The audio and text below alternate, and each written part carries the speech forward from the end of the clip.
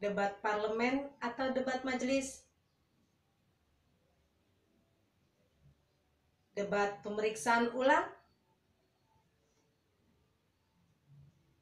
debat formal atau debat pendidikan,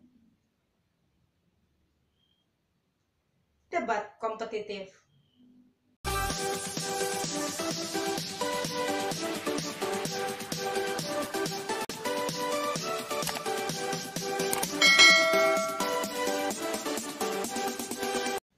Assalamualaikum warahmatullahi wabarakatuh. Jumpa lagi dengan Madam Novi di sini. Apa kabar semuanya? Semoga dalam keadaan baik-baik dan sehat selalu. Kali ini saya akan membahas materi tentang debat. Debat adalah adu argumentasi antara dua pihak atau lebih, baik perorangan ataupun kelompok, dalam mendiskusikan suatu masalah atau perbedaan.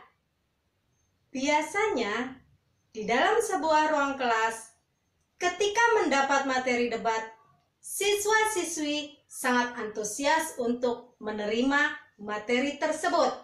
Mengapa demikian? Mari kita lihat tujuan dari debat.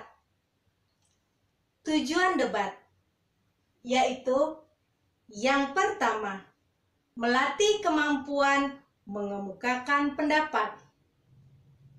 Yang kedua, melatih mematahkan pendapat lawan. Yang ketiga, meningkatkan kemampuan merespon suatu masalah. Jadi, itulah jawaban mengapa siswa-siswi sangat antusias ketika mendapatkan materi debat. Bukan berarti mereka boleh gontok-gontokan di dalam ruang kelas, berkelahi di dalam ruang kelas, ataupun marah-marah di dalam ruang kelas. Di dalam debat, kita juga perlu mengetahui unsur-unsur dari debat tersebut. Apa saja itu? Yaitu yang pertama, adanya mosi. Apa itu mosi? Mosi adalah topik yang diperdebatkan. Yang kedua, yaitu adanya tim afirmasi atau tim pro. Apa itu tim afirmasi atau pro? Yaitu tim yang setuju dengan topik yang diperdebatkan. Yang ketiga, adanya tim oposisi atau kontra. Apa itu tim oposisi atau kontra? Yaitu tim yang tidak setuju dengan topik atau mosi yang diperdebatkan. Yang keempat,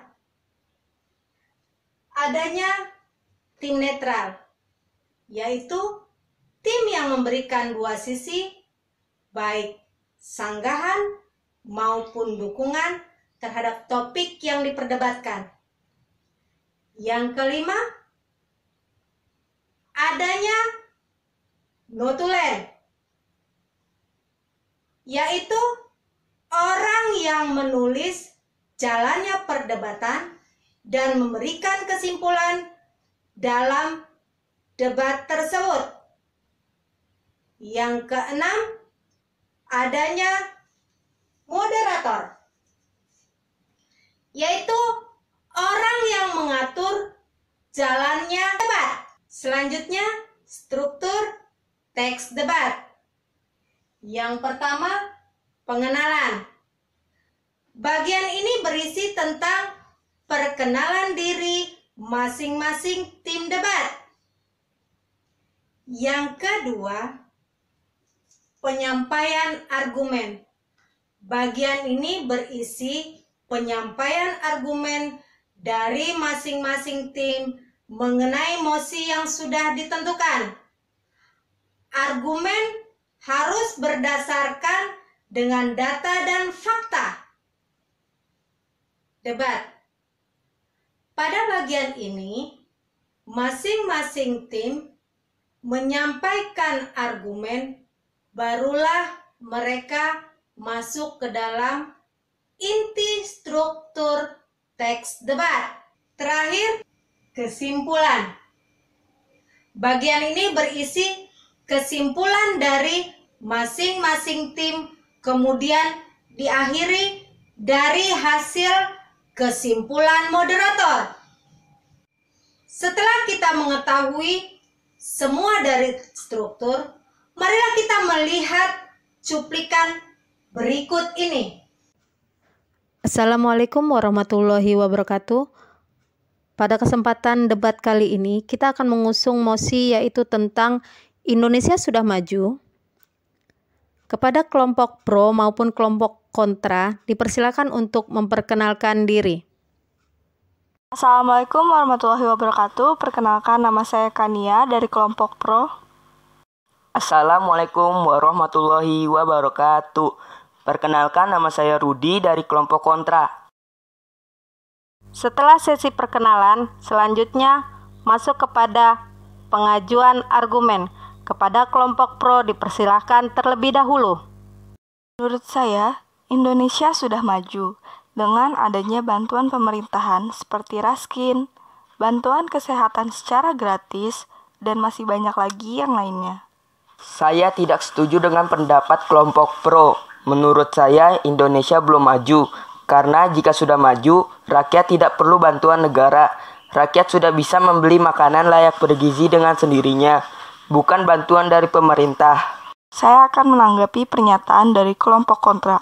Memang warga Indonesia masih banyak yang miskin, tapi inilah cara pemerintahan untuk mensejahterakan rakyatnya. Indonesia tidak bisa langsung sukses. Indonesia juga butuh proses untuk menuai kesuksesan. Saya ingin menanggapi pendapat dari kelompok pro.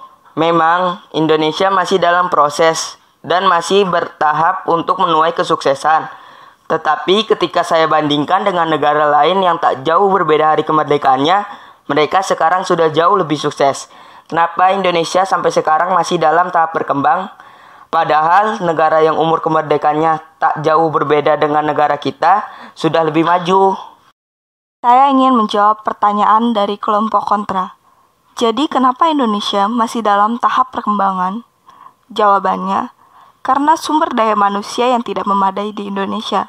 Di luar negeri, sumber daya manusia yang sangat memadai itulah salah satu kunci mereka maju. Saya ingin menanggapi pendapat dari kelompok pro.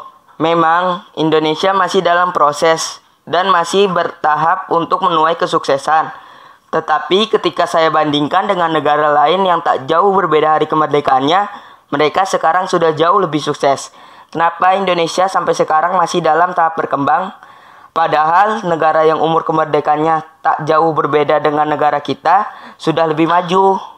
Saya ingin menjawab pertanyaan dari kelompok kontra. Itu dia letak masalahnya.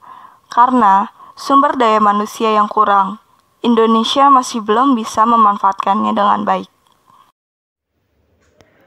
Oke, baik. Kita akhiri debat kali ini sampai di sini saja. Mohon maaf apabila ada kesalahan dalam penulisan maupun secara lisan. Sumber daya manusia. Tentang cara berpikirnya, memanfaatkan alamnya, dan pengelolaannya. Yang mengetik saya sendiri, ide saya sendiri, dan pendapat teman-teman ketika kita melakukan debat dalam kegiatan belajar mengajar bahasa Indonesia. Terima kasih, sekian. Wassalamualaikum warahmatullahi wabarakatuh. Demikian pembahasan tentang materi debat. Mohon maaf apabila ada kesalahan dalam penyampaian materi debat. Billahi taufik wal hidayah. Wassalamualaikum warahmatullahi wabarakatuh.